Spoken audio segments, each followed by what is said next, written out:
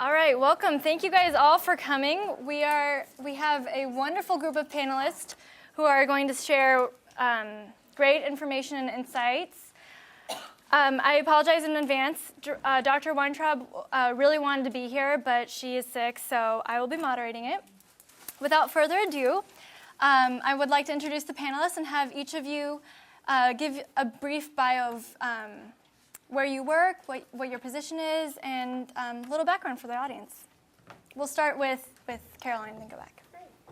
Hi, everybody. Thanks for coming tonight. I'm Caroline Leach. I'm VP of Corporate Communications, mainly internal at DirecTV.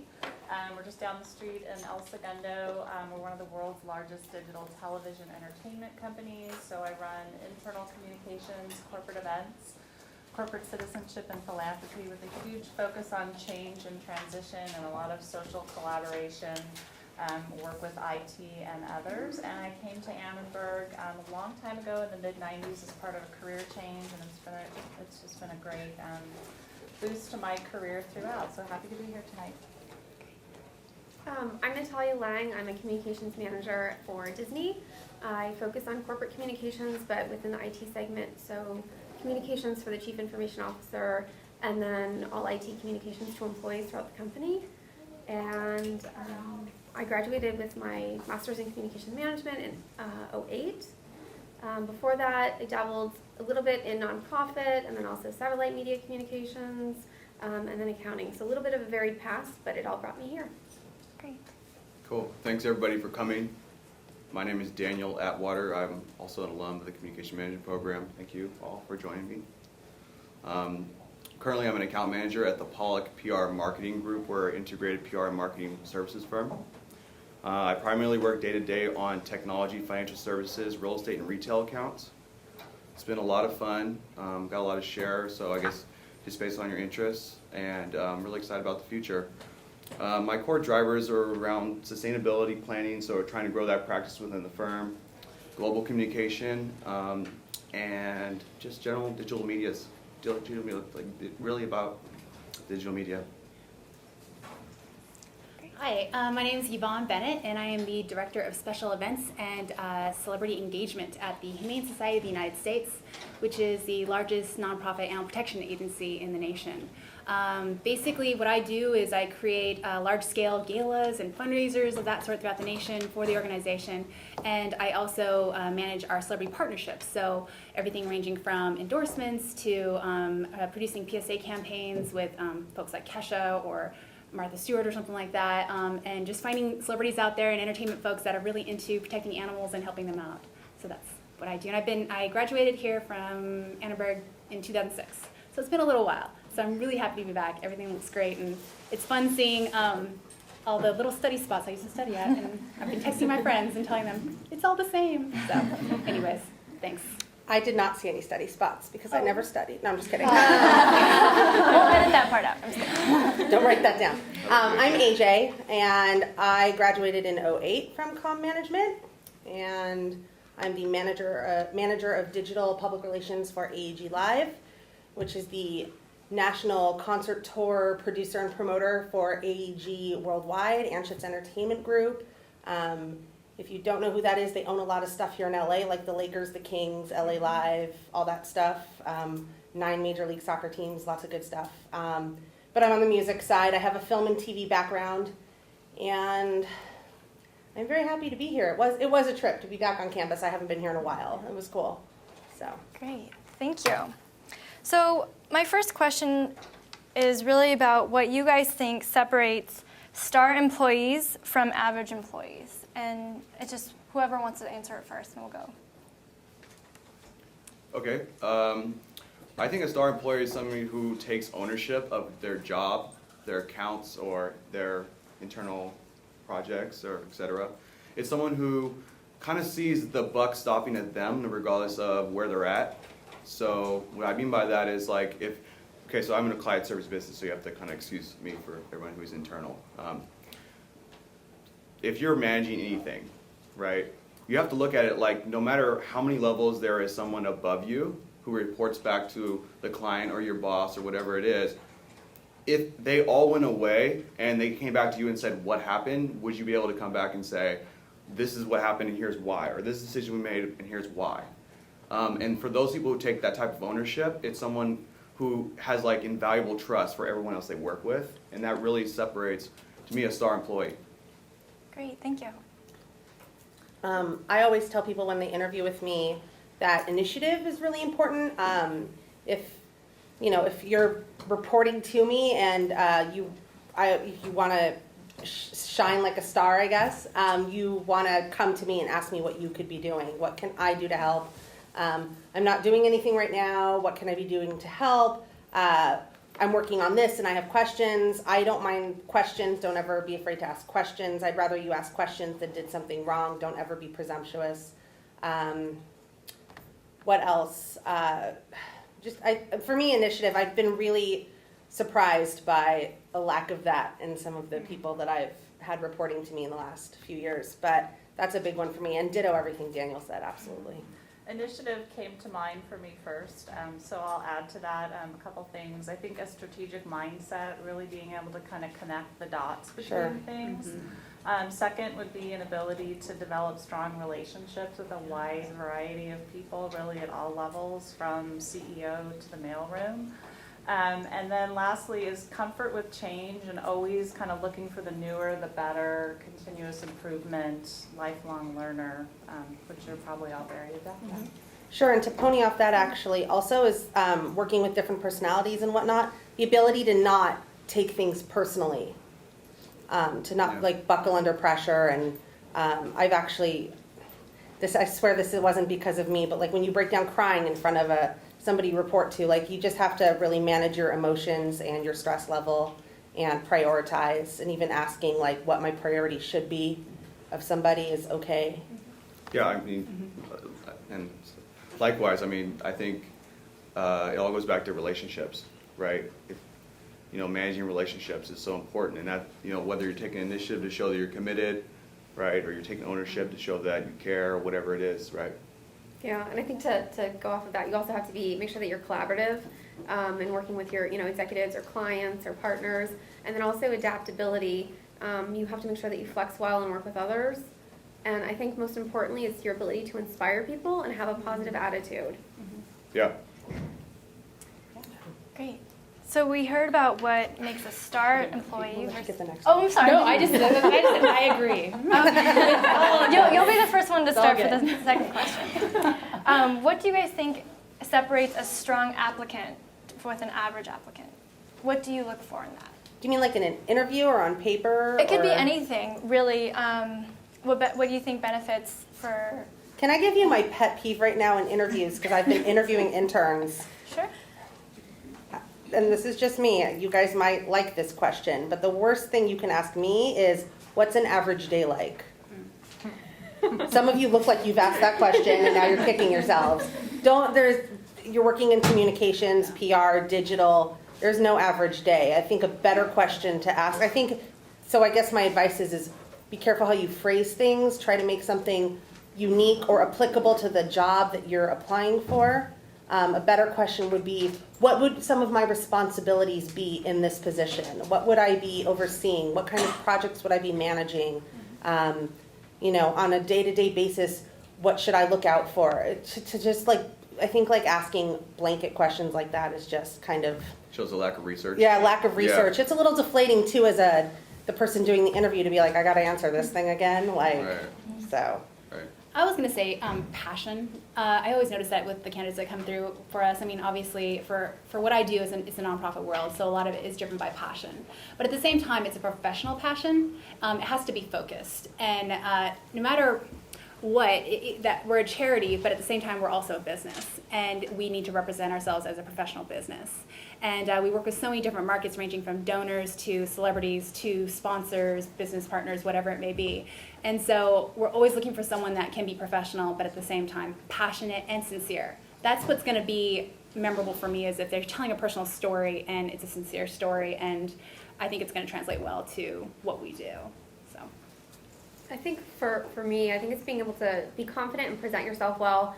I mean, there might be other candidates who have more work experience, But if you can take success stories from, say, volunteering or life experiences, and you can make that relatable to what you're going to be doing in that position, that's almost more important to me than having more jobs on your resume. So taking that real life experience and being able to bring it into to your career. I think be able to tell compelling stories about what you've done and experiences that demonstrate your thought processes. We do a lot of behavioral interviewing at DirecTV, so we'll say, tell us about a project that was a train wreck and went horribly wrong. You know, what did you do to respond? How did you get it back on track? So kind of be prepared to talk specifics.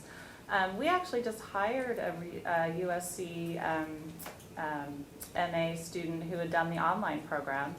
And it was really interesting interacting with him because he had built such a terrific website that showcased a lot of his work. I went online and I was researching about him, and he'd written a paper about communications and corporate social responsibility, which wasn't part of the job we were hiring for, but it falls under the umbrella of what I do. So I was immediately like, oh, you know, I want to see what this person's thought processes are and how they did their research, and he turned out to be a terrific hire. He's been with us for about a month. So you have so many opportunities to showcase your work and what you can do and how you think. So take advantage of them. Yeah, I'd say all those are great. I think that from a management perspective, you're in a position where you're looking to ascend, and you want to have a team or those who are below you or those you're hiring, or even those people that you're going to be hiring and will be your peers, even your superiors at some point in some respect, be those leaders that you want to work with. And I think that, you know, when somebody's expressing their initiative or their capabilities digitally, or they can tell good stories, or they're talking about their research capabilities, or maybe their passion, all those things embody leadership. And so they're kind of showing that they can step into the position and grow.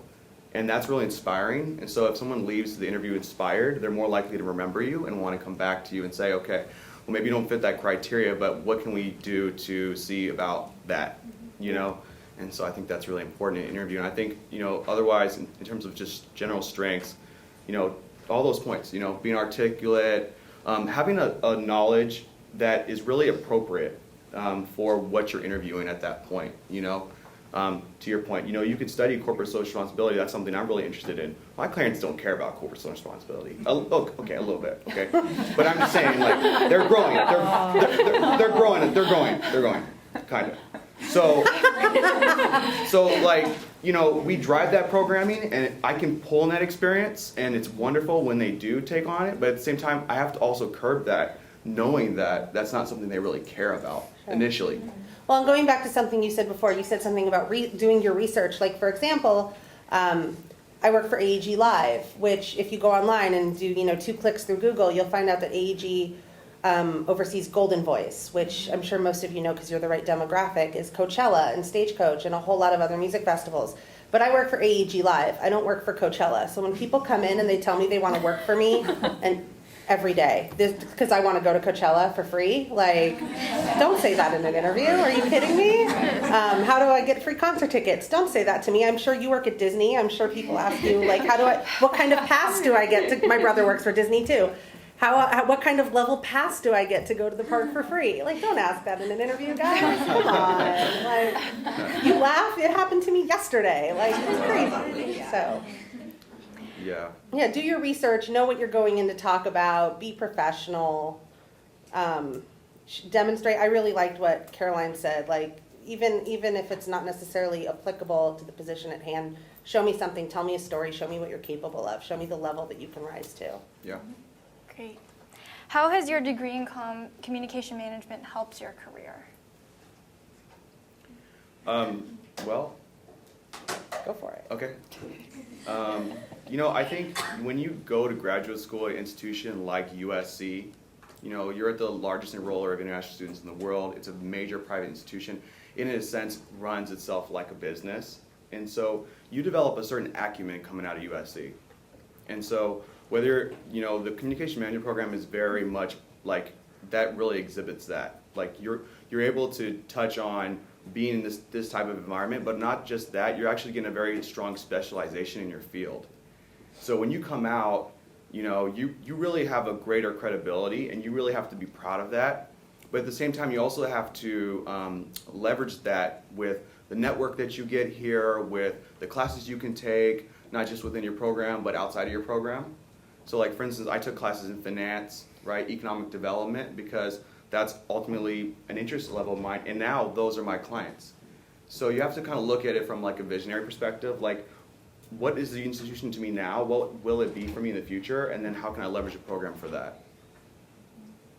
I came to Annenberg as part of a career change. I had studied, of all things, economics as an undergrad and kind of fell into a career field that wasn't right for me. So this helped me with my career change. But it was some time ago, and I think probably what all of you can leverage is companies and organizations are always looking for what's the latest, what's happening, what's going on with social media. And that's what you can really bring to the table is you've got all this new, fresh, in the moment information that you can bring to sort of re-energize any organization.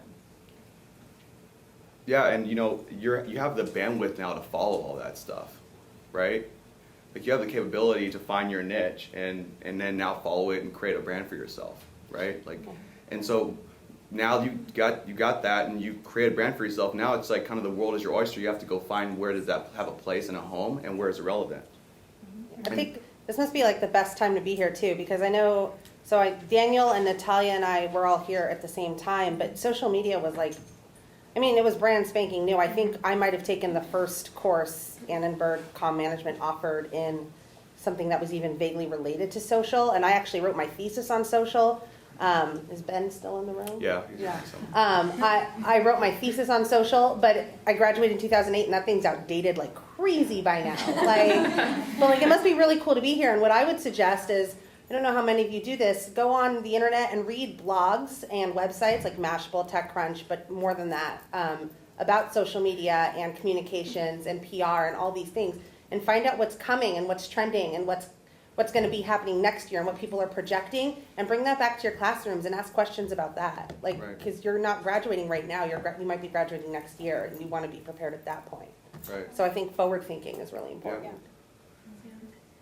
I'd agree with you. You were saying about how this degree is, and it's reflective of expertise. There's no doubt that this school, Annenberg itself, and USC in general, has an amazing reputation. We have so many great people out there in the field that have graduated from this program that are successful and are doing great things. I just know for me, coming out and just even when I was in the school and I was interning and going for interviews, being able to say USC and Annenberg, it has gravitas. And I just personally am very proud of that. And fortunately, I've been able to hire additional students from USC and Annenberg and whatnot too. And again, it gets you through the door sometimes, but also it's just, I think that once we graduate, we come out of here and we are proud and we also show ourselves out there. So we have a proven track record. That's what I'm trying to say, is there's a proven track record from this school. So be proud of that, as you guys have all stated, and go out there and get it. Yeah. Don't be afraid to be known for something, Yeah. I think is what's really important, you know? If you're looking at the industries of your interest or the fields of your interest or categories or whatever it is, you know, you have to think, okay, what am I interested in? What am I passionate about? Like, you know, maybe it's corporate social responsibility, whatever it is, or economics. But where is that appropriate in where there's industry of growth, right? So like right now, the energy markets are like growing like crazy, domestically and internationally, right? Water use is a huge issue right now, right? Technology, huge. Social media, digital communications, very big, right? So like if you're like, okay, well my interest is animal preservation or, you know, conservation or, you know, whatever it is, you have to think, okay, well where does that have a demand in the future? And then how can I build my skill set, my professional profile so that that fits that demand? Good advice. Yes. So how did you guys get your first job? I ignored the school's instructions, so I don't really know if you want me to tell my story. But we had a careers and entertainment day on like a Saturday or something like that. And this wasn't my first job. I was an office manager at a law firm. It had nothing to do with my career. I was just killing time. And honestly, and this woman, we were rotating through classrooms and speaking to people like us, USC alumni who were in the entertainment industry and communications. And we had been explicitly told at the beginning of the program that it was not a job hunting day. It was not like a day to solicit these nice people who had volunteered their time for jobs. But I had my resume in my purse anyway. And in my defense, she said at the end of the session, if anyone's looking for a job, I'm hiring an assistant. And I was the only one in the room with my resume in my bag. So I was like, yo. And that was a Saturday. I interviewed on Monday. She hired me on Tuesday. I started 2 weeks later, and I was the executive assistant to the SVP of Corporate Communications for Hallmark Networks. So that was my first PR job. I got promoted there and worked up there, and you've probably all seen my bio and know more than I do about it. So yeah, that's how I got my first job. And the lesson is not to ignore instructions, but the lesson is be prepared for plan B, I think. Yeah. And that's not only for a job. Were you at that? I just You know know you what I'm too talking well. I'm at a That's all I have to disadvantage, say. you guys. It's terrible. He's judging me over there. No, you're great. It's like you're more funny now than Oh, you were okay. when we My were together. reputation. Great. Yeah. I'm blushing.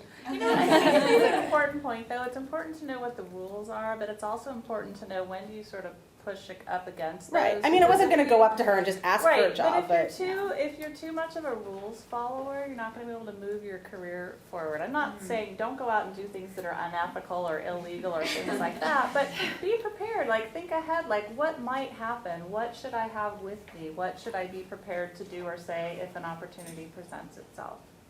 Right. Yeah. Yeah. So we're still on first We're job? still on how did you get your Oh, first okay. job? Do you guys want to? Mine's easy. I volunteered. I think volunteering is one of the easiest things. You can say volunteer, or you can also say internship. Getting your foot through the door, meeting people, and networking is the way to go.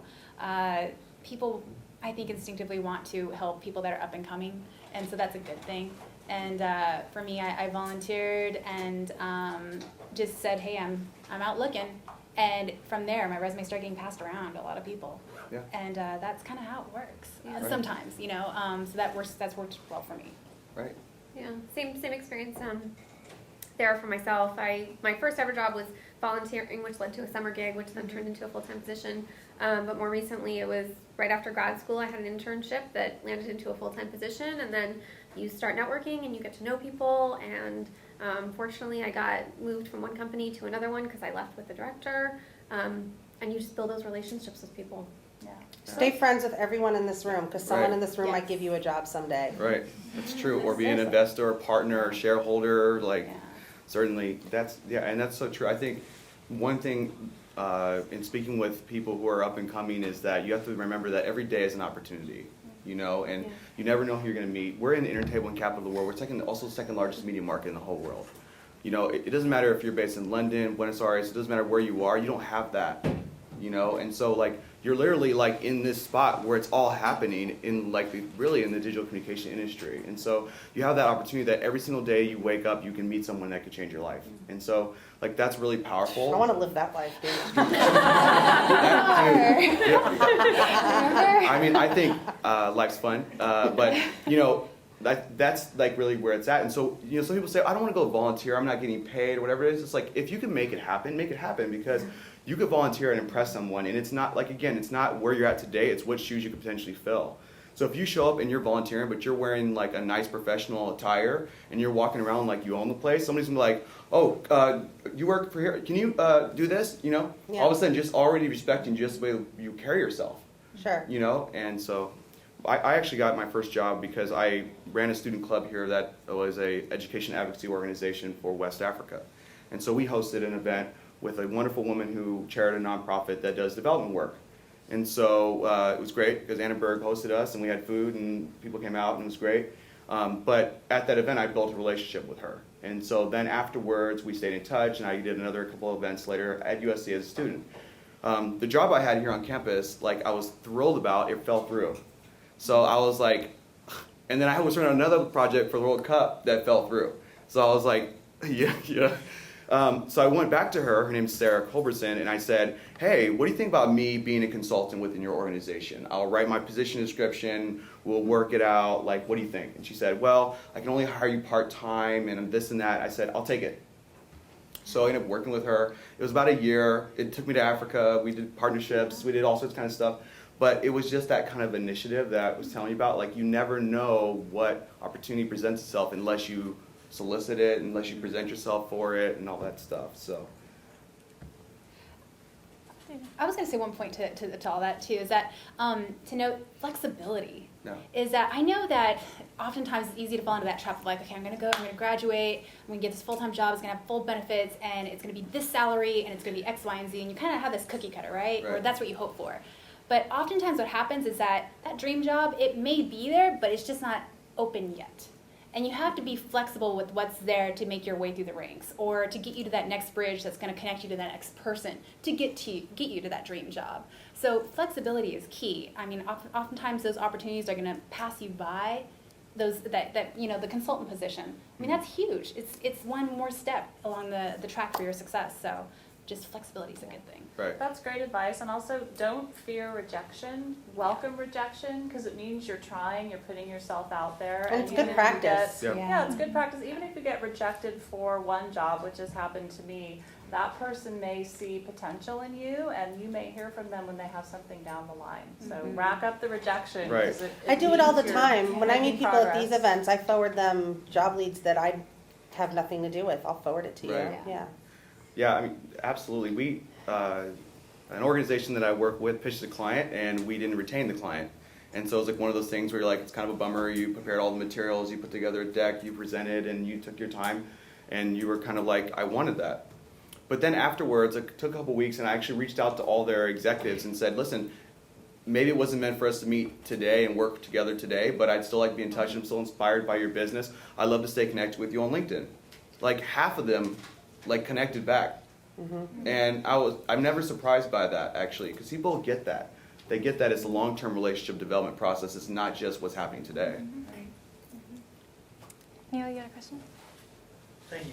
One of our online students is asking a question related to career opportunities. And maybe this is a question for Caroline, but since they're mostly mid-career professionals, they're wondering what steps should they take if they want to change careers? Instead of looking for that first job, what do they do about finding the right job?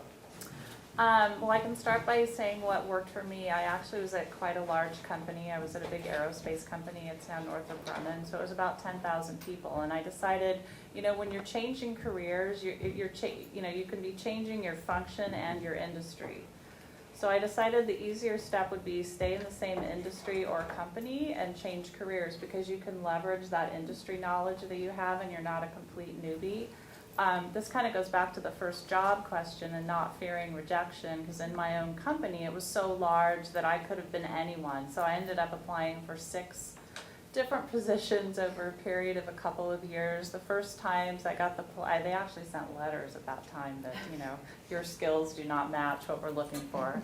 Then I finally got interviews, and I'd always come in as the number 2 candidate. Then on the 5th job, I finally had an interview with someone I clicked with, but we both agreed it wasn't the right position. And to your point about flexibility, he asked me if I wanted to kind of do some volunteer work in his department, some writing and different things, and I said, yeah, I'm all over that. That's great. Let's do it. We'll talk after the holidays. And he called me on like January 2nd, and he said, you know what, one of my writers just resigned. Do you want to talk to me about the job?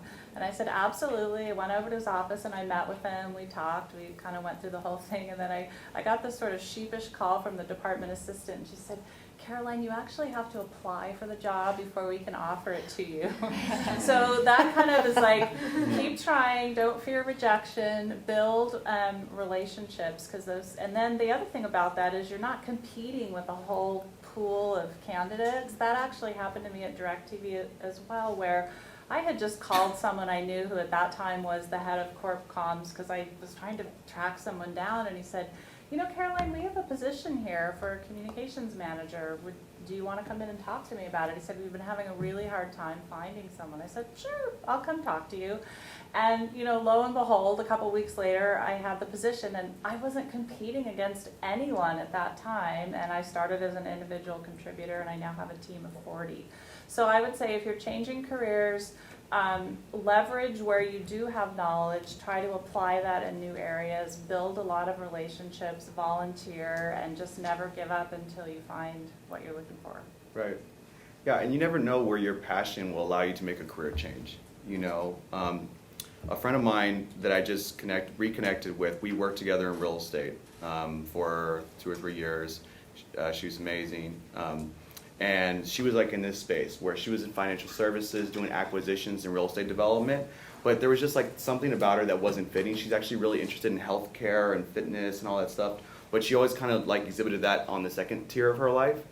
And she was finding something new. And she actually found this job working for Equinox, running all their real estate and acquisitions. Equinox is a ultra lifestyle gym, right? It's not gyms, it's a life. And Put a brand ambassador. right. Wow. Sorry. Wow. Sorry. So kind of sorry. So she applied for the job, and actually her skill set, like in terms of her financial capabilities and everything, was like a perfect match. So she applied for the job, and it just so happened that their corporate office was in the same building as her building. So when she interviewed, she literally took the elevator down like a couple floors, interviewed, and went back up, Nice.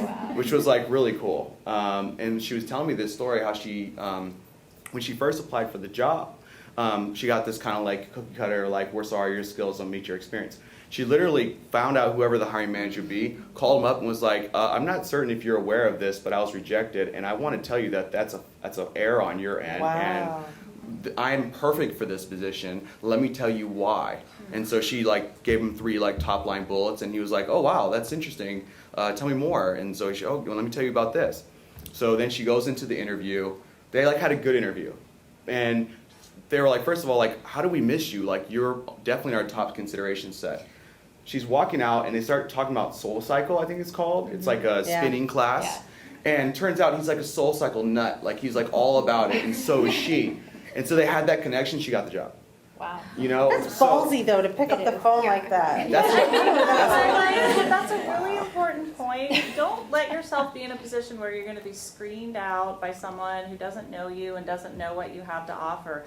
Use your connections. Figure out who that hiring manager is, how you can make some connection, who in LinkedIn knows that person, or follow them on Twitter, or whatever you have to do to get to that person and make the connection, and ask for an opportunity to explain why you're right for the role. Right. The other thing is, if you're changing not just jobs, but perhaps you're changing industries, one thing I learned is every industry has networking clubs and organizations. I'm on the board of directors for Social Media Club LA, and we have monthly events, and people show up and they're like, I want to work in social media. How do I do that? And we're there to like teach you and give you educational panels and stuff like that. Like, I'm sure you mentioned energy, water, real estate, cable TV, all animal preservation. I think all of these industries probably have networking groups. So if you work in, let's say you work in the music industry and you want to go work in, IT communications, I'm sure there's some kind of professional organization you can go network with. You just have to do your research and start showing up at those events. Right. Spend $10 on a ticket and go to a happy hour and start schmoozing. Have business cards, hand them out. Yeah. Offer to take people to lunch, because then they're more inclined to let you take them to lunch. I'm serious though. Like, offer to take people to lunch, to drinks, to coffees. Be schmoozy. It's all about, there's going to be a question later, but yeah, it's all about the networking in those situations. If I could just add on to that, like, it's something about being a student that has like this like zen to it, Like, seriously. Like, if you're a student, you could call up any event and say, can I get the student price? There might not be a listed student price, but you can call and say, I'm a student, I'll volunteer, I'll scrub floors, whatever it takes, just so I can get to the event, right? Like, Social Media Club will let you in for free if you're a student. Right. So yeah, you just but have to a lot ask. of times they don't solicit that stuff because they're trying to get their donor base to the event, but a lot of times they'll allow you to do that if you call. So like, definitely take advantage of that. The other thing about being a student is you can pretty much get a meeting with almost anyone. So like, when you're older, you're a professional, you ask for a meeting, they're like, okay, what does this person want? It's the whole jockeying process, there's messaging, it's this big thing. But like, when you're a student, it's like you just go and you're generally like, I want to learn. And so people are very... Not ask for a job, I want to learn. Right. Yeah, I'm just... Yeah. Sorry, Right, I'm no, interrupting certainly. you. And Yeah. Jay, you made a point earlier too, but make sure you're asking something that you can't easily find out online. True, I got true. a question about something, and I'm like, you could just go to directtv.com for that. I would have been happy to speak to someone about something they couldn't have found out in the public domain. Yeah. Someone emailed me a couple weeks ago and said, I just graduated from college and I'm just trying to meet with people who can tell me like what I should be doing to find a job and like what it's like to work in your industry. You can't really find that out online so, I invited him to my office and he came and he sat with me in the conference room for 45 minutes and I told him everything I could get out of my mouth. So Right. And those are the questions that you would never ask, you wouldn't ask in a job interview, but you can ask people in an informational interview, like, how many hours do you work every day? How much time do you work on the weekend? How much Right. do you travel? I mean, things that you Yeah. wouldn't ask in a job interview. Right, what are the unspoken politics about the industry or whatever? Yeah. yeah, and P.S. if he's does it the right way, then he becomes one of the people that if someone emails me and says, do you know anyone who can fill this Yeah. position, I'll be like, hey, I just met with a guy last week that might be interested in that, and I'll forward it to him. Right. So, That's true. that's Yeah. how you work that. And then just like over and beyond with appropriate to everything is follow up. Yes. Because like people are busy, period. Like, and it's not that they don't want to support you and don't want to meet with you or whatever, but they're just busy. And so a lot of times I think a mistake people make is they send one email, which is incredibly impersonal. And it's like, hi, I wanted to follow up with you, and okay, and then that's all they do, right? And then all of a sudden, they don't hear back, and they're like, oh, that person was interested. Like, how do you know that email didn't get buried? Yeah. So, like, you want to reply back, hey, just checking in, Happy New Year, just, can we get coffee? Cool, all right, great, I found out this new place it's near your job. I was just thinking maybe, probably walk by there, so like, you follow up, and then you don't hear back. Call them. Hi, so is someone in the office? I just wanted to check in with them quickly, okay? They're on social media, ping them. Oh, that's a nice article I saw you tweeted Just for about. the record, at this point, my receptionist is now screening my calls. But still, but you still, it's like kind of the squeaky wheel, No, you're right, But don't stalk people. Yeah, I have to say, don't stalk you're people. like Marvel on Yeah. behavior. I mean, you need to be persistent. There's no doubt about that. But professional persistence, and everyone's busy. Just use common sense. Common Right. sense is good. Okay, I was illustrating a point. You got passion. Passion Jasmine's is good. point just was, don't just send one email and say, I never heard back, I'm not Yes. going to pursue it. It's fine to follow up in a reasonable amount of time in kind of a professional, low-key way. I don't think you were advocating No. stalking. Right. Maybe he was. I'm not judging. I'm judging a little. But even Okay. to that effect, make sure that you follow up after, and once you meet with that person, email them and see if there's opportunities that come up. Like, Right. don't fall off the radar for them. I think that's really important too, because when I was trying to change careers, I did a ton of informational interviews, and I always felt so bad because I thought these people are sharing their expertise, they're taking time, and at the time I was like, I don't have anything to offer back, so I do a lot of informational conversations with people, and I'm always surprised it's very few people who make an effort to stay in touch.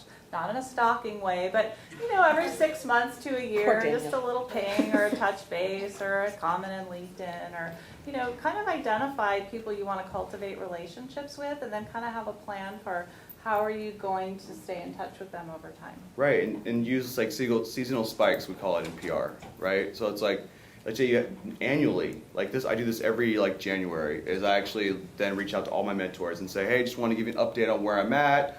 I just finished this internship, I'm really excited about this. I did my thesis on that, I'm graduating in May. Very excited about it, would love to stay in touch with you as I graduate, to see if you know anybody who has career opportunities, or, it's midsummer sales, whatever it is. But it's like you use opportunities as kind of excuses, and so you can do that on an annual or quarterly basis, and then kind of check in with them and tell them what you're up to, Great. What should students be doing now to prepare for the job market? Can I ask a question? Because you guys are comm management students, right? Are any of you already working in the communications field? Because I worked full time when I was a comm management student. Too. Yeah, I mean, because that's the nature of the program, right? Yeah. Okay, I was just curious. What should they be doing to prepare? You It's guys been a did while. touch base on networking. Yeah, so- networking, going to stuff like this, Right. coming up to us afterward. Right. I realized I just Join. volunteered all 5 of us, but staying in touch, meeting people, and what I said before, staying in touch with your classmates. I mean, Facebook makes it so incredibly, Yeah. LinkedIn makes it so incredibly easy now. When I was in comm management, I was on MySpace, Right. Yeah. Friendster. You guys might know Friendster. Right, dude, it's So funny. adorable. I established my Facebook account. You what? I established my Facebook account at SC. I was actually really excited because at the time you had to be a student to be Right, on right, Facebook, and I was exactly. 26 when I started USC, so Right. I wasn't a student. I was like, Right. oh, now I can get a Facebook account. Right. Yeah. Well, and that's so true. Facebook turned 10 today. That like blew me away. Yeah, I was yeah. like, oh my God. But, I think, dare I say strategic, be strategic, right? So it's like, if there's a certain career person that you want to be in touch with, like continue to develop that relationship. But it's And your also, professors too. right, so- your professors are great resources. Yeah. But it's like, you build your online profile, right? So like that's so important. Be searchable, right? So if your keywords or your brand identities or whatever it is are searchable online and they're searchable on LinkedIn especially, and you're sharing content related to your field or your interest area, it's going to be easier for HR professionals, recruiters, and the like to be able to find you, but it's also easier for you to stand out amid the clutter when you're applying for jobs. Because what happens is you actually get a certain pool of applicants come in, and then they're then vetted like traditional ways, but then they're additionally vetted like online.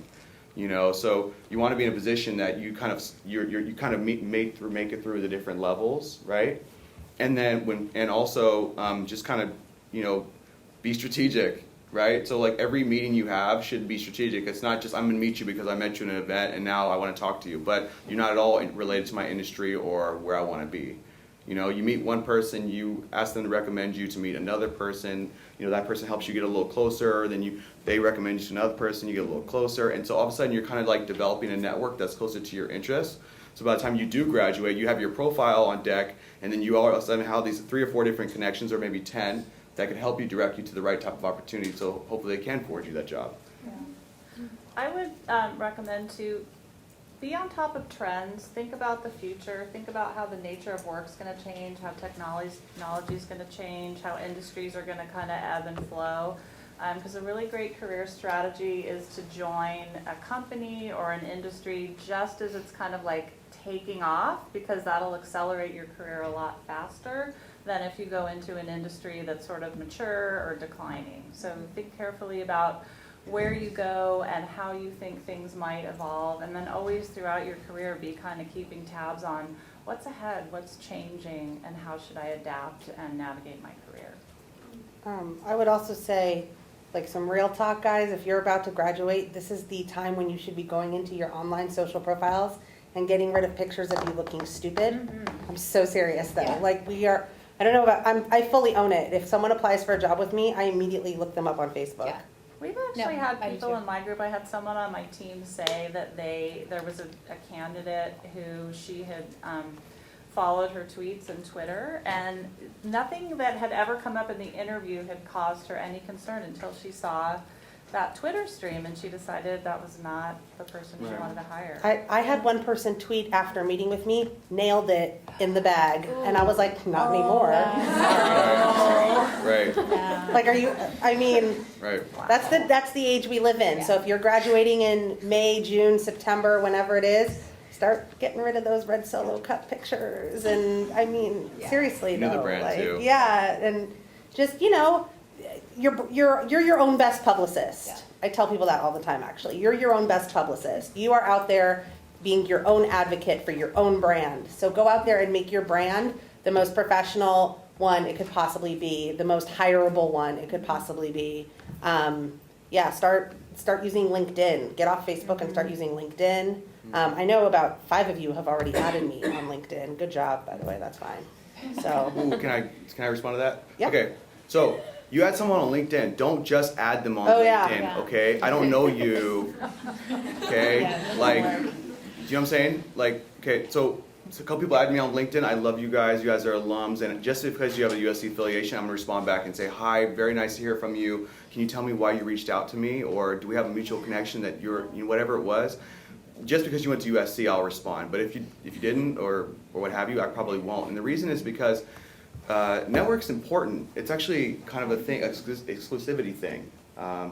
because people leverage that network. If you connect with me and you never have a conversation with me, and later down the road you reach out to my client and say, oh yeah, I'm connected with Daniel, he'll actually say, oh okay, and have a conversation with you. Then come back to me and say, don't you know that kid? And I'll be like, no.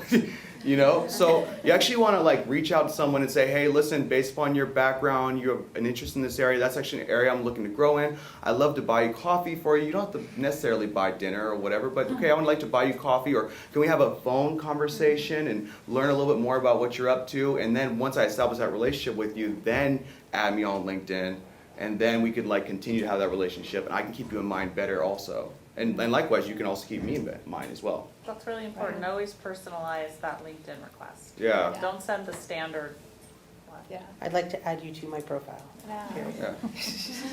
That said, if you did that today and it says USC, we'll talk. It's all good. Whoever added me like 30 seconds ago, way to go, way to be on it. I'm not paying attention to you right now. I'm kidding. Yeah, shame on you. And by the way, hi people over here behind me, I feel so bad. All right. How does one best position themselves for a promotion? So we've established they did the networking, they got the job. It's been a few, months, years. How would they best position themselves for a promotion? I go back to networking again, though, because I say networking and then communication. The networking part is that you want to do internal networking within the company that you're in. You want to get to know as many people as you can and their jobs that they do, why it's important to the success of the company, because you're all on the same team. You never know who's going to be your advocate in the company. And for me, I think that that's definitely been something that's been key to promotions, is having other people talk about you when you don't even know about it. So that's pretty key. And then communication. I say this because whoever your supervisor is or their supervisor is, you need to be communicating about your goals and what you want to be learning, where you want to be in a few years. They need to know that you are looking to build on your career. You do want to be in a higher position. If they don't know that, it can be tough. They may just think that you're happy with where you are and you're fine. So that communication, I think, is key to your supervisors. Yeah. I think you touched on an important point, which is sponsors versus mentors. So mentors talk to you and about your career, and sponsors talk about you to people who will be making decisions about promotions. And I think you're right, being very clear with your supervisors and other people about what your aspirations are. Kind of pay attention to your organization, see who gets promoted, see if there's anything in writing about promotion processes. Ask a lot of questions, share your aspirations. Always be asking for feedback. Hey, how did you think that project went? Or do you have any suggestions for me? I was actually meeting today with our senior VP of corporate customer experience. We went to lunch together because we were working on a project. He's like, what's the word on the street about the customer experience? What are you hearing? Do you have any feedback for me? A senior VP. So be constantly doing that in your career, because that feedback will help you adjust your approach and get where you want to go.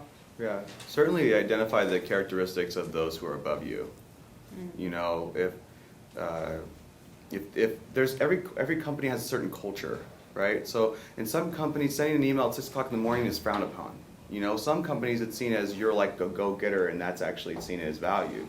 And you have to see like, okay, what are the characteristics of people who are above you, and are they continuing to get promoted? Are they still in the same place, and why? And to all your points, you have to articulate your goals and say, listen, I'm actually looking to become a partner in 10 years. How do I get there? And then every year you have an annual review. You're like, okay, so I'm moving along, so where am I at now? And really be forward with people, because people expect you to want to grow. And then to your point, if they think you're just kind of cool where you are, they don't want to pay you more and promote you then. Yeah. So, And also, I'm sorry, go ahead. No, I was going to say, I think you have to constantly learning and challenging yourself. It's one thing, a lot of companies now have it built into to the company where you have to do your annual reviews and you have to have goals set up. But it's definitely going above and beyond and figuring out what can I do to make myself stand out, and how can I also do additional learning and development, or how can I go to industry events and learn new things, and making sure that you're staying ahead of the trends and you're not just on that constant path. Yeah. I was just also going to say, to Yvonne's point, I think for me, for example, AEG is such a ginormous, worldwide, thousands thousands and thousands and thousands of employees. I mean, I couldn't even begin to know everybody. So like the struggle for me coming in there was just like, sometimes I actually have to, because I don't even go to lunch. I just work for 8 hours with my head down. Like sometimes I have to force myself to get up out of my chair and like go across the hall and go meet people. Or like even I've been kind of nicknamed the elevator girl, because I'll be on the elevator with someone and I'll just go, do we work together? And I don't know who you are. And they'll start laughing and I'll be like, hi, I'm AJ. I work over, like, you know, I want to like know everybody. I can't believe that there's people I work with who've been there way longer than I have who don't know anybody. And I just think Right. that that's a waste. Like, it's crazy. And also, I want to be friends with Right. people. Like, I like to be friendly. I need people to go to happy hours with, guys. It's very important. But like in companies like DirecTV, Disney, I mean, Disney is ginormous. Like Right, I can't, right. I gotta believe schmoozing around over there is probably kind of important. Schmoozing's Who here likes politics? They follow politics. You're interested in politics. Okay, I was never interested in politics growing up. I was in school, and I was never interested in politics. I was like, I don't want to be involved. When you get into a professional environment, you started realizing politics matter a lot. And one of the political themes is actually called name recognition. Do you know why Arnold Schwarzenegger became a governor? Okay, like it wasn't based upon credibility and expertise. No offense to Governor Schwarzenegger. So like the thing about it is that like name recognition really goes a long ways, and so like it's really important that you know people to that point.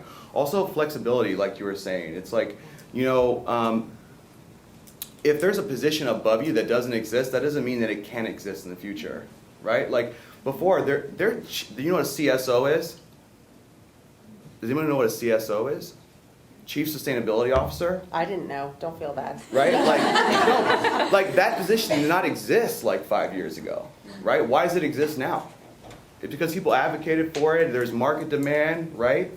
So to your point about following trends and all of that, it's like, it's really about your ability to look forward and say, what's coming? How can I build my skill sets to fit that niche? And then how can I show the initiative to create positions that I want to work in, that I'm inspired by? Great. All right, one more question and then I'll open it up to the audience. What final advice would you give for, do you have for today's students about how to break into and advance in their careers in your industries? Don't work in my industry. Now, all right, if you want to break into, I'll blanket it, entertainment, because I guess what I do now is live music, but for 7 years I was in film and television. You got to have a really thick skin, would be my advice. You're going to work with, can I curse? I mean, you're going to work with assholes. Like, it's just, you should all, if you ever want to work in the entertainment industry, you should go watch a movie called Swimming with Sharks with Kevin Spacey, and know that you are going to work with people like that. It's really, and I'm being honest with you, because no one was honest with me. There are scary people, but if you can tough it out and you don't mind starting at the bottom and working your way up and you work hard, there are a lot of cool rewards, and it is a really fun industry to work in. And I'm not trying to complain, because I happen to love what I do. I'm really lucky. So I'm just saying, like, I'm just being honest with you, because I know this is LA and everyone wants to work in my industry. Like, you've got to have a thick skin, and you can't be a crybaby, and you've got to say please and thank you and yes ma'am and yes sir, and it sucks. Even if you have a master's degree, it sucks, but that's what you, in my opinion, real talk, that's what you've got to do to work in my industry. Seriously. Yeah. So- I would say, kind of as a counterpoint to that, though, have a big dream for yourself.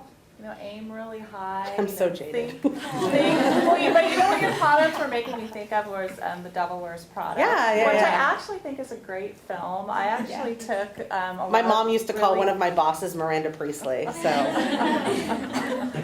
Yeah, her character actually helped me to understand, you know, not a boss of mine, but someone who was kind of in my orbit. I'm like, oh, okay, I get it now. But there's a lot of wisdom in that film.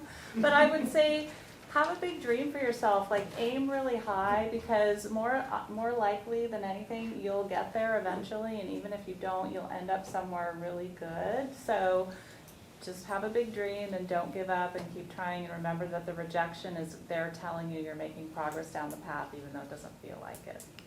Yeah. Every rejection is preparing you for another one that prepares you for a win, you know?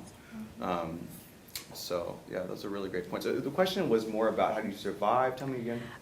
Really, like any last advice before I open it up to the Oh. audience. Here. How do they advance in their There you go. careers? How do they Cheating. break into the industry that you guys are in? I think there's something that's really compelling. It's called being uncompromising.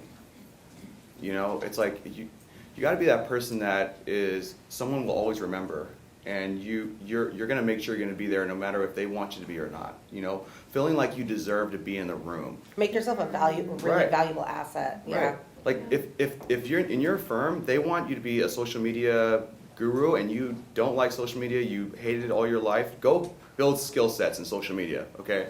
Like, be invaluable, be something that not everyone has. Look at the skill sets every single person in your office, department, silo, whatever it is, and say, okay, this person's known because of their financial understanding, social media, their operations, their accounting, whatever it is. How can I make myself have not only just have some of those skill sets, but also grow another skill set that no one else has? So that even if they hate my guts, they still have to have me because of my skill sets. You know? I've been really lucky because there was in 2011 I got laid off in January. I got laid off from another job in December. That was like professionally the worst year of my life. I got laid off from 2 jobs in 1 year. But I'm really fortunate that I know how to do something really well that a lot of people in my field don't. So it makes me really employable. And when I go to meet with people, I put that in my cover letter, like, P.S. I'm the girl who does this, and this is why you should hire me. And it gets me in the door, and it makes me really employable, and it's great. And yeah, so back to what Daniel said, make yourself memorable. I'm not saying everyone out here has to go and like find something to be an expert at that nobody else is, but you know, find something that you're like a superstar at and like brand yourself with it. Put it in your cover letter, show it off. Right. Yeah, it's like, you know, one of the biggest career lessons that I've learned is like, there's some people who actually walk into the room with the mentality that I'm supposed to be here, and they don't have half the intelligence that someone else has, but simply because they believe they're supposed to be there, the type of conversations that they have is like, I'm going to be here, like, even if, you know, I'm going to be here no matter what. And so what that does is people then all of a sudden just respect that naturally, and they expect you to be there. And so like you know, if have you guys ever heard this stuff? Like when you walk in, there's certain like power roles I learned in undergrad, like when you walk into a room, I didn't arrange the seating arrangement, okay? So you're supposed to sit in the middle of the table. You just want it to be between all the women. Okay, that might be true, but if that was the case, you'd be here.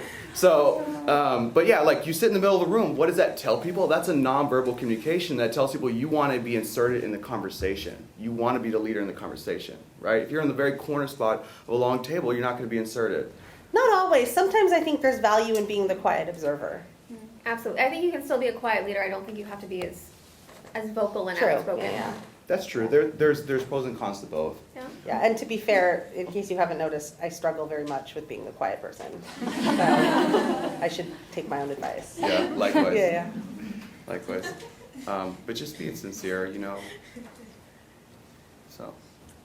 Great. All right, so we'll open it up to the audience. If you guys have any questions. You've all shared a lot of information about how to present yourself in interviews and how to be memorable in interviews.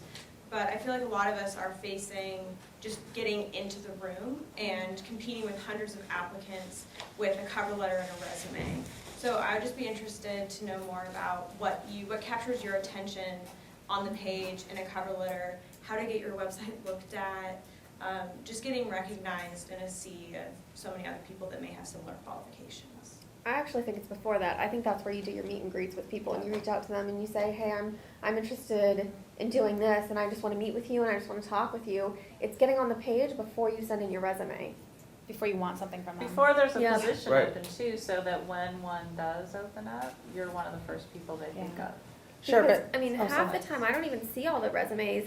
It goes to HR and they screen everybody and then they send me like 6. So I don't even know who's that's applied. true. Yeah. Right. Yeah. I would also say someone said something about this earlier. For example, let's say you apply for a job with, who's ginormous, Comcast, okay, which owns like NBC. Universal, like Comcast is in my building. I see them all day long. They own a ton of stuff, Not right? anymore, they're moving. You go, what? They're moving. Are they really? Yeah. Oh, bummer. I like them. All right. So I get to see Ryan Seacrest like 3 times a week. All right. So I warned all of you I was going to say things I shouldn't. So if you apply on one of those websites, right, I'm sure a lot of you have experienced this. You look for a job in a database, you apply for it, and you get one of those like, thank you for applying. Your candidate referral number is 1234567, and it gets an email, and then it files away. So what do you do at that point? Do you like sit back and hope that somebody emails you? I would, if you don't have a pre-relationship, as Natalia suggested, which is a really brilliant strategy, but let's say that doesn't exist for this particular job, go on LinkedIn and find out like how you might be connected to somebody who works at that company. Maybe they don't know the job, maybe they're not the hiring manager, but find that person, shoot them a note on LinkedIn, or find their email address. A lot of these people work at companies, and I'll give you a tip. The email addresses are formatted, right? It's usually like first name, last name, @ Just find one person who works at that company, and now you know everybody's email address. I'm gonna get emails from all of you tomorrow. But like, find that person and just be like, hey, I just wanna make you aware, I'm really excited about this opportunity, and I just sent my resume via HR, but I'm attaching it to this email so that you can consider it yourself, and I'd be happy to answer any questions. I would love to meet with you. I look forward to the opportunity. Be very positive. Offer yourself up. Like, I think that helps you out a lot. If you don't have a relationship in advance, that is another way to get a tactical advantage in applying for jobs, especially with these gigantic companies that just give you a candidate number and then you go into a pile. That's how you get your resume to be one of the 6. Right. That's number 7. Yeah, because then I'll pick up the phone and I'll call human resources and I'll be like, hey, do you have a resume for John Doe in that stack? Make sure you include that with the 6 you forward me. Right. I want to look at that one. Right, because you're exhibiting the characteristics that you want in an Right, I employee. want to hire that Showing the person. initiatives. Yeah. Let's say your email address wasn't available online, but you found it out. You went ahead and you reached out. That shows character, confidence. There's a lot of things that exhibits. Now, when you send an email, there better not be any typos in that email. Right. Yeah. You know, so, but you know, that's important. But, you know, anybody take Sasha Strauss? I don't know if he still teaches here in Annenberg. I know he teaches at Marshall. Okay. So Sasha was a really great professor. He taught brand strategy class, but he used to always talk about like differentiating yourself. And you know, he used to say stuff like, put it in a 1/4-inch cardstock, like in a FedEx envelope, like 13 by 11, and then mail it to the hiring manager. You know, or like do whatever it takes to make yourself. Mail. But I'm saying, but do whatever it takes to make yourself different, to make yourself noticed. At the bare minimum, someone would open that and be like, oh, that's a nice thought, or maybe that actually gets you to be number 7. I'm seeing now a lot of cool looking resumes. Yeah. Like just when I print them out, like very artistic people who have major Photoshop experience or like things are not just like your name and bullet points anymore. I'm seeing a lot of cool looking resumes. I'm seeing a lot of them in PDF format where I can like immediately click on their Twitter and it takes me to that. Like I'm seeing a lot of cool stuff like that now. And I think that that's okay. And I think it's really cool. And I love to look at those, especially because I work in a digital space. But just don't get too carried away. I've seen a lot of them where it looks like graffiti on a wall, and I'm like overwhelmed with the sense overload, and I don't even look at it. It goes immediately out the window. So just it goes back to common sense. Right. Well, and to your point, I mean, you know, we live in a very short, like people just don't have attention, period, like anymore. You know, and so like to read a whole Word document, or even 2-page Word document, it's really hard for somebody to pull out the story. So a lot of times if you actually have a strong LinkedIn profile summary that tells them a short story, a compelling story about who you are, that's important. But you actually exhibit a link that has a promotional video for yourself to your like publicist theme. You know, it's like you have people sending videos now? Oh yeah. Oh yeah. Put them right in your profile. So like, you know, you send a papers. like you could literally put at the top of the resume like, here's a summary and here's 30 seconds that says you everything you need to know. I am not watching videos. But like if I'm reviewing a resume, I'm looking at that video because to me that shows me you're creative. You might have video production abilities. You present well. I can see how you are in person without even I guess that's a personal preference for me. The whole reason I like the internet is so that I don't have to be seen. So I won't Skype. Depending on who the hiring It really varies. Yeah, it would. It totally it goes varies. back to research, right? Right. Like you know who's hiring you, I guess. Yeah. Right. So Go ahead. What is the fine line between being arrogant and being confident when you're writing cover letter? What's the kind of cover letter that you read and you think, oh, this is a good cover letter, as opposed to the one that you read, oh, this is an arrogant person, you throw it away into the bin? It's a very good question. Talk about the employer and what the employer needs more so than yourself. Like make sure every paragraph doesn't start with I. Right. That would be my. Yeah, I nailed it. Yeah. Well, and make it relevant. Like if you save the world and that's what you've discovered, be like, when I save the world, I learned these really awesome things that would be perfect for this program that you're developing right now. You know, instead of saying I saved the world, that's why you should hire me. That's a good Yeah. point. And someone, I think Daniel said it earlier, every company has a culture. If you have some way of finding out what that company's culture is like and infusing that into the tone of your cover letter, do so. One step further, if you get that interview and you go in, you know, try and find out maybe how to, you can even, I don't mind when people ask me how to dress for an interview, I'll tell you. Find out how to dress. I don't want to generalize, but ladies with the skirts and the slits and those dresses that are short in the front and long in the back, not too short in the front, girls. I'm just, Right. you know, Know your audience. Yeah. Yeah, and there's so much information that's available online about that. You know, it's like there's Glassdoor.com, there's Salary.com, there's different blogs. Like you could actually blog like, I'm looking for the culture of a company. You could Google that, and you actually will probably get some relevant information. So just remember that you have resources. That's like the biggest actually pet peeve about it, my staff, is when they ask me a question that I know they could Google. You know. I was gonna say time is valuable. Yeah, Time is valuable. When you get in there, you gotta respect people's times. It may be an informational interview, an interview, or going to coffee, whatever it may be. Just, it goes back to your research too, so. And back to the cover letter also, it doesn't need to be, if it's already on your resume, I'm gonna see it. I don't need necessarily a professional recap of your career. I'm gonna get to your resume in a second. Tell me what's not on the resume. Tell me about a project or tell me why you're interested in working for the company and sell yourself. Tell me something that's not on the resume. Yeah. Okay, right, that's what I wanted to Yeah. ask. And I have another question. Sure.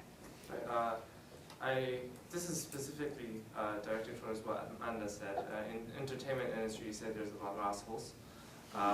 Is that the same? I know You guys all AG tweeted that, didn't you? I'm so scared. I know that AG put their hands into sports and both sports and entertainment. Is that the same case in sports as well? I couldn't tell you. I actually, everyone assumes because I work for AEG, I work with the sports people all the time. I don't. I know a few people who work in sports. They're very nice people. And by the way, just to be clear, there are lots of nice people who work in the entertainment industry. I'm just telling you, it's what my mom always said, prepare for the worst, hope for the best. I'm just saying, and the same is true in any industry. You're always going to meet jerks. But I think what I'm trying to convey to you is that the entertainment industry and the sports industry too, is because this is Hollywood. It's Los Angeles, but it's Hollywood. It's super competitive. So I think that's what I'm trying to put across to you is that it's really competitive and everyone wants to work in this industry. And if you can't do the job, someone is right behind you in line that will do it for $10,000 a year less than you. So just, that's what you really gotta earn it, is my point. I work with lots of nice people. I really do. We get fired tomorrow. At least it's not December. You have a question? Oh my God. My question is also directed to AJ. So I'm really interested in knowing more about your position and what the overall goal of that position is in context of AEG Live. Oh, sure. So I'm a publicist who works in the digital space. So what that means is I'm hoping all of you at least know what a publicist does, but I am not pitching broadcast, traditional print, newspaper. I am only pitching online outlets and bloggers and social influencers, and I am pitching them and trying to get them to generate awareness and publicity for our national concert tours. So right now, did anyone buy tickets to Bruno Mars on Monday? Tried? I'm sorry. Katy Perry last week. Thank you very much. So like making sure that people know that those tickets are going on sale Monday at 10 a.m. So like, for example, I can give you a really recent example. During the halftime show on Sunday, I was at a house watching the game with friends, but actually during halftime, I was glued to a laptop on a Sunday in the afternoon, because that's what my job is, going on Twitter and monitoring Twitter and answering questions, people asking questions, and making sure like, oh, look, this person's talking about Bruno Mars. I'm going to reply and say, oh, are you enjoying the show? By the way, tickets go on sale tomorrow at 10 a.m. Right. And I had a fleet of, I had worked out this thing with press and with bloggers who were helping me do that, and I was watching all of them online do it for me. So I'm basically like the chief online advocate for all properties of AEG Live. So national concert tours, some locally targeted. We have regional offices, and sometimes one of them will call me up and be like, hey, I've got this one show here in Seattle that's not selling very well. Can you help me with some local outreach? So then I'll do like, that's not necessarily a national campaign. So I do that stuff too. Yeah, but I don't have anything to do with the festivals or Golden Voice stuff unless they ask me specifically, which is rare because they're pretty amazing over there. So they're across the hall and they're great. Does that answer your question? Yes. Okay, good. Other questions? Go for it. So as you advance in your career, you get opportunities to become more strategic in taking advantage of offers that come your way. And I was wondering if you could talk a little bit about how and when to say no to opportunities that aren't right for you without burning bridges. Well, that's a good question. I think you have to qualify it. You know, like I would want to know why you're saying no to. Right, and right. So like I was recruited for an account to manage like a Bank of America account for like a competing agency, and I turned it down. And the reason was because I identified through the application process that their culture and I weren't really aligned, and so I knew that I probably wouldn't produce the right type of results that I wanted to. So I actually,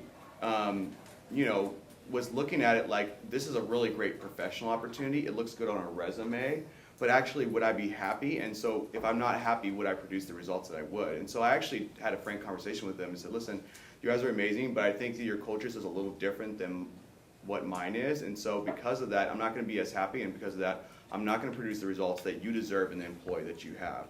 But I do know 3 or 4 of the people who are actually really interesting, and I would suggest that you reach out to them. And so they were actually thankful. I think I actually hired one of those people. Yeah, you can take something that's not necessarily a fit for you, but make it an opportunity to help someone else. Mm-hmm. I think that's always a good thing to do. And and I think that if you frame it in the way that it's like, I'm not going to be able to do what you need, and I want to make sure you get what you deserve, I think that that's a good way to put it. That's a great strategy to recommend others. And also, when you're declining an opportunity, be careful about, or be thoughtful about how you phrase it so it doesn't close doors for you in the future. Because you don't necessarily want to say, I would never move, I would never relocate, or I wouldn't work in that community, because that might be true for you one day, but you don't want that to be sort of your personal brand, and that then people don't approach you for opportunities in the future, because things always change. Right. This doesn't fit today, but I'd love to explore some opportunities with you later. In the meantime, I know a few people. Perfect. And if you don't know a few people, then your alternative is like, I'd love to stay in touch though. Hopefully there's something we can work together on moving forward. I use moving forward. So nice and open ended. It's great. I also have a blog, so the funny thing is that I'm just saying, in addition to being a person who pitches all day, I also get pitched all day. Right. So like moving forward has just become my it's not a fit for me at this time, but hopefully there's something we can do to get, like I'm verbatim, like hopefully, so you've all learned my secret. Yeah. Right. Other questions?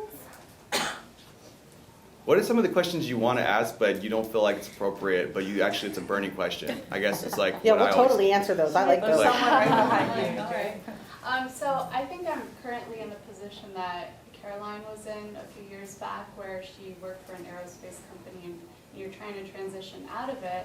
And going back to school, that was my hope, is transition out of aerospace, because I haven't been able to identify myself with it. But I don't feel that starting from the bottom is something, starting entry level, is something I could do right after college because, you know, this was an investment and I feel like maybe trying to find a mid-level position is something that I would like to carry on my transferable skills into the communication industry. So what are some of the best routes that I can take before I graduate so that entry level isn't my only option? Yeah, I'm hearing like deja vu. We should probably talk after. Okay. But I think it's working the network, meeting people kind of in new industries that you might want to move into, and just keep trying. And because I was in the exact same place, I didn't want to go back and start over. So I also gave myself kind of longer lead time. It probably took me longer to change than I needed to, but then when the change happened, it was very smooth and simple. It made more sense, yeah. Yeah. Yeah, and you know, the thing is that, again, going back to this institution, it's you're at a place where you can work on projects that get national, international exposure here. You know, so it's like, I know people who have done projects as like undergraduate students that were in the LA Times or in the New York Times, and then you can leverage that to say like, this is the type of leadership that I do. It doesn't matter what sector or industry I'm in. Like, this is a professional who I am. You know, so take on leadership opportunities as a student that will allow you to exhibit your leadership and your management abilities. Right, and I think that's something that I'm trying to find time with, going to school, 2 classes, working full-time, trying to do networking events, trying to do a part-time internship. It's so hard. You know, I did it's it like, too. how do you It's so Yeah, me balance too. it all and still be successful in the end with it? I didn't sleep for 2.5 Yeah. Me neither. Yeah. Levy was like my best friend. Yeah. You know, I think there's a couple of ways you can manage your time. One is to make your life easier in terms of if you can manage to be near USC and not travel as far, that actually benefits you tremendously in terms of time. God, I wish I'd convenience. moved. Right? I wish I'd moved. Like I was living in San Gabriel when I got into USC, and my job was in Beverly Hills. Right? God. So like I moved to SC, like right here on Budlong, basically, and my job was still in Beverly Hills, but it made it a lot easier. And then, you know, the other thing is you have to be, I mean, you obviously know this, right? You have to be very strategic with your time. So it's like, if you can go to a networking event, but you might be there only for like 15 minutes and you're like going to talk to one specific person, and that's all your person you're talking to, you know? Your friends want to hang out and you want to hang out with them, but you're like, listen, let's do this like every other week instead of every week. You know, or, you know, you have people in your life that usually connect with and stuff. Just make sure that those are strategic connections. The type of conversations you're having are like, hey, who do you know in this industry that might be aware of management level positions that might not be in this sector, but actually fulfill these like skill sets? Great. Well, go ahead. One more question, and then we'll conclude the panel. I'm an undergrad right now, and I'm studying communication, but I'm also minoring in entrepreneurship over at Marshall, and something we're talking a lot about in one of my classes is how to balance your professional life with your personal goals. If you eventually want to have a family, or how many vacations do you want to take a year, 1 or any. And I was wondering how you guys balance having a life and still being successful in the professional world. I am not going to be a beacon of hope in this. No, actually, to be quite honest, my friends all say that I go out more than anyone they know. But like, I don't know if I'm really the best example. I don't rest. Like, I really don't. Last night I got home after work and I didn't have anything to do, and I honestly like didn't know how to function. I was like, what do I do? I sat down on the couch and stared at the television, and I was like, is this what people do? Like, I really had no idea. I don't know. I don't know how to answer that question because I think, if I had it to do over, like if I was setting up my habits a few years back, I probably would have taught myself to relax better. Right. I think like you really have to force yourself. There is times now where I'll like shut off my laptop and shut off my phone, even if it's just for like 60 minutes. I have to like force myself. So I guess my answer to your question would be is like, don't do what I did. Do exactly the opposite. Like, I think it's important to have. I'm not married. I don't date. It's really unfortunate. My mother's very unhappy with me.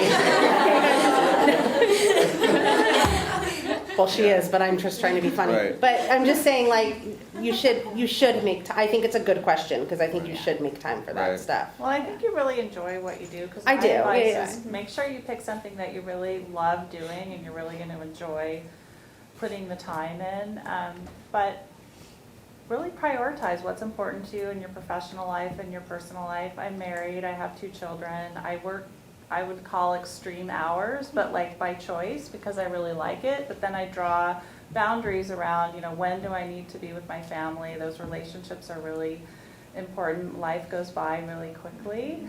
And I was just listening to a TED Talk by Doris Kearns, is it Goodwin? She wrote about Abraham Lincoln and Lyndon B. Johnson, and the interesting thing she found in all of her research is that people who were happiest at the end of their life, they had a passion for their work, they had a passion in their personal life with family and friends, and they also knew how to play. So they took those 3 areas and they integrated them throughout their whole lives, and I think that's what we all struggle to do in our lives. So I wish you all the best. Right.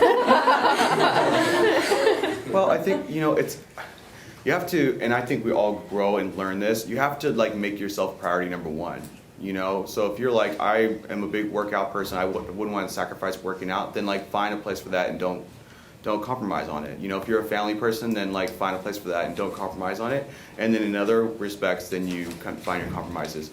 Planning is really important. You know, you might say for the first, and I'm not at the level where I have kids, so I can't really speak honestly to this, but you know, my family members have kids, and so I'm learning this. You know, you might say, okay, for the first 5 to 10 years of my career, I'm actually going to be a workhorse, and I'm going to really build. And then you actually might have a space where you're like, hey, now I'm going to start to try to transition, maybe buy some real estate, like into a family environment. And here's how I'm going to manage that and manage those expectations and like draw those boundaries, right? So planning is important. Also lifestyle, right? Some people just don't like waking up in the morning.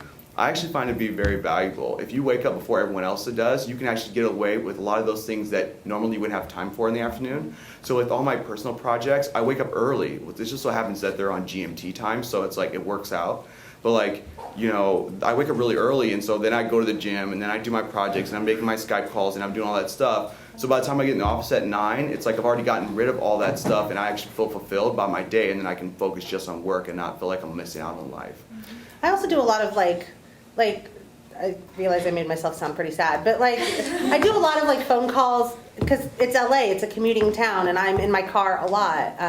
I work at the Miracle Mile across the street from LACMA, but I'm down at Staples all the time, and that drive is almost always when I call like my friends back east that I want to see what's happening, or I call my mom all the time. Like I see my parent, I mean, I'm from here, so like I'm lucky I can see my family all the time, and I do make time for that. But yeah, I think like taking advantage of like realizing where your free moments are, sometimes they're not that obvious. And I do what Daniel does also. I wake up early. I was up at like 4:30 this morning. I went to the gym before work, and that clears my head before my day starts. Like stuff like that, it sucks because I'm actually not a morning person. Yeah. But yeah, like forcing yourself, carving out those tiny little moments. Yeah. It's an ongoing balance. It just is. I mean, I think everybody's saying valuable things here. And I mean, personally for me, I'm married and we have a huge family and everything. We don't have kids yet, but it's required that we vacation once a year. And we try to go international so we can get offline as much as we can and let go work, and people aren't supposed to be able to reach us. Obviously they can, but right. You know what I mean? There's certain commitments that you can prioritize. Like there's like 4 things that you're always going to do that you can focus on that is for you and or your spouse or whatever it may be, or your family that you're committed to. And sticking to those. I know that there's a group of friends that I have that are actually alumni here, and we make a point, we're all really, really busy, but we make a point to say that every 6 months we're going to do one happy hour that's an alumni happy hour. And one of us always plans it. And it's been going on since 2006. And it's really hard, but it's worth it every time we get there. And it's just a good way to keep that network going, and at the same time it's something personal to you. So there's ways of balancing it, but it's not easy. Yeah. Right. Ongoing struggle. It also helps when you eventually start to become friends with the people you work with. And I'm not saying like you shouldn't have other friends, but like yeah. I have a brunch that happens every 6 or 7 weeks, and it's all girls that I've worked with at some point or another. So like that's another way. And also it gives me the opportunity to vent about work with people who understand it, which is important because I don't have a spouse at home. So like it's nice to have people who will listen to me bitch. So sorry. You know, I think like surrounding yourself with people who share your values. Yeah. You know, Yeah. if you've got a friend who has been a beach bum since you knew him in high school or her in high school, and you know they're still beach bum, and they're always calling you at like 3 o'clock on Tuesday, like yo, like come hang out, and you feel like you're missing out on the life, like. You know, tell a friend you're wonderful, I'll see you on Sunday afternoon, you know, because it's like you have to, like, if you know people who are professionally employed and they're gainfully employed and so forth, it's like they're going to get that. They're going to get, like, I have to schedule in a time to meet with you. You can't just call me out of the blue and have time to meet, you know? You know what else, actually? I set a New Year's resolution this year, and hopefully I can save all of you from this battle. My time is valuable. I get paid to do what I do for a living. And a lot of times people will ask me for free advice. A lot people ask me for free advice. I don't know if you guys have this problem, like, hey, I'm writing a book. Would you be my publicist? Or, you know, can you proofread this script for me? I also went to film school, so it's like, can you proofread this script for me? Or can you, you know, I'm a yes person. Like, I always want to help people. I always want to support my friends, my family, and like that's actually why I have so little free time, is because I feel like I'm always doing favors or like have agreed to meet with somebody somewhere. You do have to draw a line. Like, there's only so many coffees I can do. There's only so many informational things I can do. There's only so many helping hands I can put out there, and it's actually really hard for me to say no to people, but that's actually something I'm learning to do in 2014, I've decided. So I think that's also really important, to realize that your time is valuable, and there's nothing wrong with saying no sometimes. Right. So maybe you only do like a coffee every once or twice a month or whatever, and so if someone reaches out to you, say, like, I'd love to get together in June. Yeah. You know? That's really not that far You out laugh, at all. I'm totally booking May right now, Dude, so. like, I've got the summer planned already. With that said, let's give our panelists a round of applause.